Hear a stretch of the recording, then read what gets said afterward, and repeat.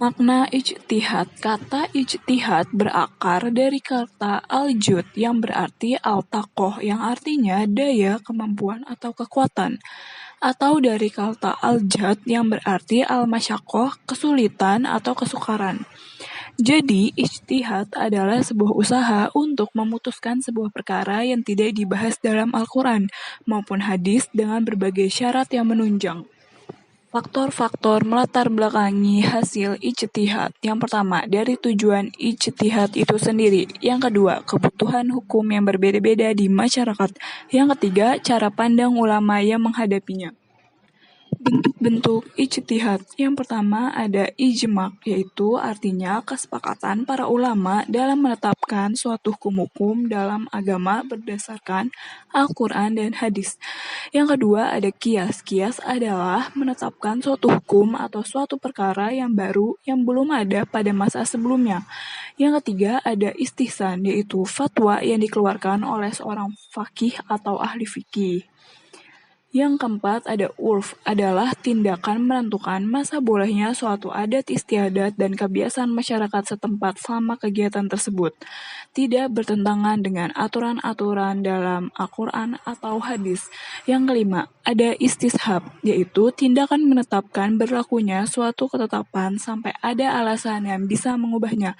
Yang keenam ada maslahah mursalah, yaitu tindakan memutuskan masalah yang tidak ada naskahnya dan dengan pertimbangan kepentingan hidup manusia. Yang ketujuh ada suudud dzariyah, adalah tindakan memutuskan suatu yang mubah menjadi makruh atau haram demi kepentingan umat. Hasil ijtihad ulama sebagai produk budaya. Selain menggunakan nas, ijtihad juga dapat dilakukan dengan ra'yu. Hal ini disebabkan tidak semua masalah ada nasnya.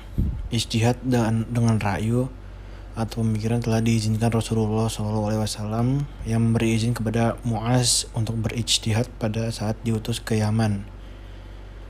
Umar bin Khattab dikenal sering berijtihad dengan menggunakan ra'yu apabila tidak ditemukan ketentuan di dalam Al-Quran dan Sunnah. Ahli ra'yu lebih banyak menggunakan ra'yu rasio dibanding dengan ahli hadis dengan mengistimbatkan hukum. Contoh ijtihad pada zaman sekarang dilakukan perembukan oleh seluruh ulama untuk melakukan penentuan pada 1 Syawal. Dalam hal ini dilakukan dengan berbagai macam penerbitan dari penentuan 1 Syawal dan penentuan dari Ramadan pertama. Bait tabung, pembuatan bait tabung yang dimana tidak ada pada zaman Nabi Muhammad SAW kemudian menjadi sebuah bentuk solusi bagi orang untuk memiliki seorang anak. Menyambung rambut dengan rambut yang berasal dari makhluk hidup hukumnya haram, sedangkan untuk rambut tiruan hukumnya makruh. Operasi plastik dengan tujuan untuk pengobatan yang ada di badan hukumnya boleh, sedangkan operasi plastik dengan tujuan untuk mempercantik